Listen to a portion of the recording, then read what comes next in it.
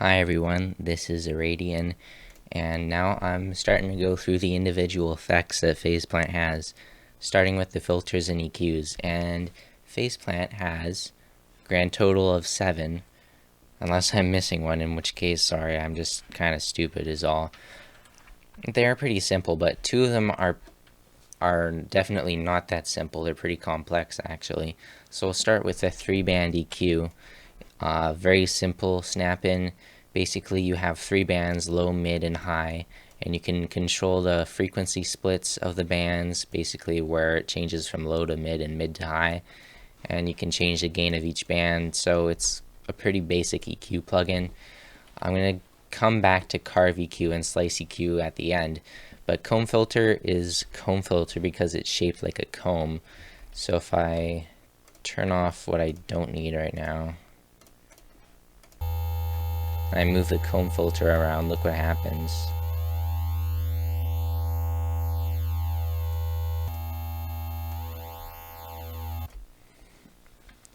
It's shaped like a comb if you look at the sound through a visualizer, I guess.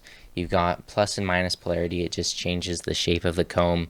You can make it stereo by turning the stereo on, and you can mix in the signal with the original signal. Next we have straight up filter. So this might look familiar because it is basically the same as the filter generator module in the filter module in the generator section. If you'll notice, it has the same filter types and the cutoff, resonance, and gain control for the last 3, which are the low shelf, high shelf, and the peaking filter.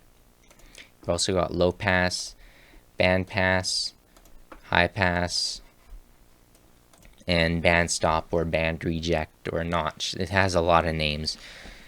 Low pass cuts off all the high frequencies, the ones beyond the cutoff. Band pass cuts off everything on either side of the cutoff. High pass cuts off the lower frequencies beyond the cutoff. This one, the one with many names, cuts off the frequencies at the cutoff. Low shelf can boost or attenuate frequencies below the cutoff. Peaking filter can boost or attenuate frequencies at the cutoff. And the high shelf can boost or attenuate frequencies beyond the cutoff that are on the right, I guess. Q is just another way of saying resonance, or bandwidth. It goes, again, has a lot of names. Tends to be like that in music production. Filter, I love filters, yay.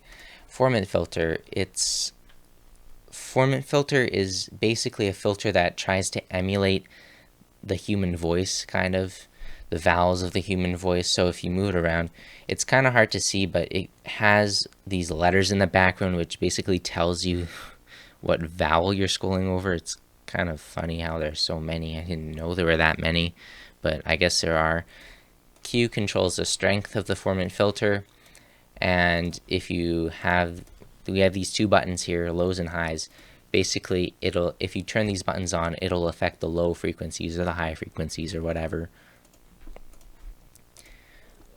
Ladder filter it's like a low pass filter. It adds a bit of distortion. So if you turn up the drive or the bias, it'll distort the signal. So turning up the drive, it really changes it a lot. That's with the ladder filter. This is without. So you can see how it changes it. Bias is DC offset. So you know how there's the center line of waveforms. It'll move it so the center is lower or higher, basically. That's a really simple explanation of it. Then you got your standard cutoff and resonance and 2 different styles of filter. So that's the ladder filter. And now we've got the Carve EQ and the Slice EQ. So what the Carve EQ does, and oh fuck. You know what, I'll go over those in another video because they're separate windows.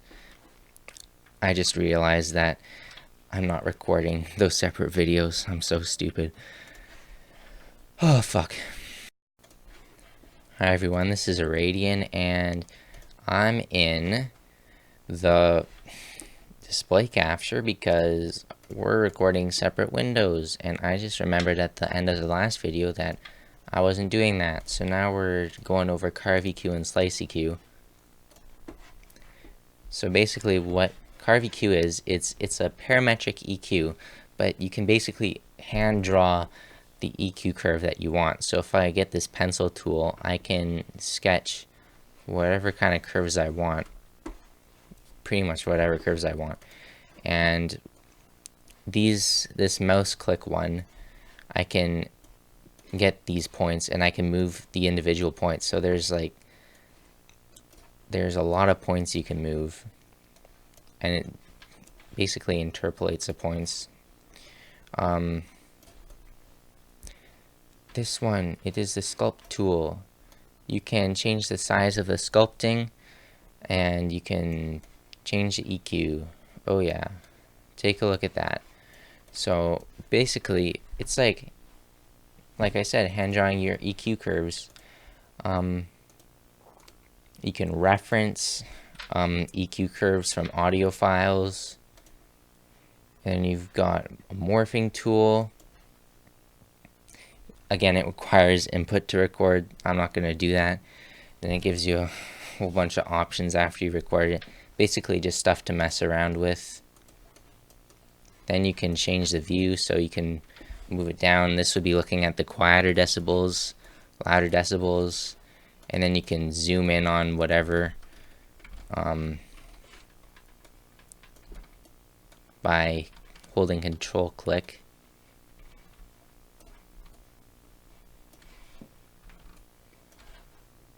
And then you've got mid side down here, so the blue one will affect the mids. Oh, sorry, you don't have to hold control click to zoom. Keep forgetting because I'm fucking dumb. Okay, mid is blue, side is orange. That's it. Then you can reference another state. So basically you have two states. Coming back to mid and side, the blue line is what's shared by the two speakers, whereas stereo is what's unique to what's unique to only one speaker. So it's on the outside, I guess. That's why it's called the side. Mid is just short for middle, I guess. And then you can clear everything by hitting the clear button. And then you have undo buttons. Both features are also in phase plant.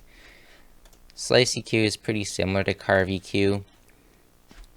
It's also similar to the normal filter module, but it doesn't have band passes for some reason, which is kind of weird. So I'm in this normal edit tool. If you move your mouse along the middle line, you can see the different filters you can create depending on where your mouse is. This is probably the tool I use the most often, but you can also select a specific kind of filter and put it anywhere. Of course, you can move your filters anywhere, but you have to select that filter if you want to just put it there automatically. Then you have the reference tool again. And you've got these profiles from other genres of music. I never really use these, but I guess they're kind of cool to try out. Then you got a viewing tool. You can move it up or down. You can zoom by clicking and dragging left or right, up or down. And then you have mid side. So if I click on this filters icon in the top right, can I make the UI bigger? Yeah, I can. Make the UI bigger. UI scale. You can see you can change the slope of filters, and if I add in if I clear this and then I put in a low pass, I can change the slope over here, or I can hold down control click or command click, and I can make it only affect the mids or the sides. Like I said, mid is blue, side is orange, and I can change the resonance, which is called Q in Kilohertz plugins.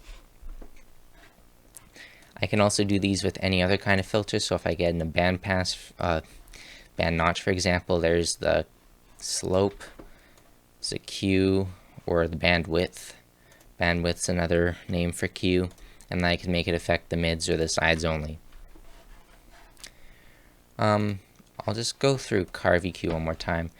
I was going through it when the UI was really small, but in the bottom right corner there's a UI scale, and you can make everything bigger. I was worried that was going to be hard to see, and it was hard for me to see as well because it was so small.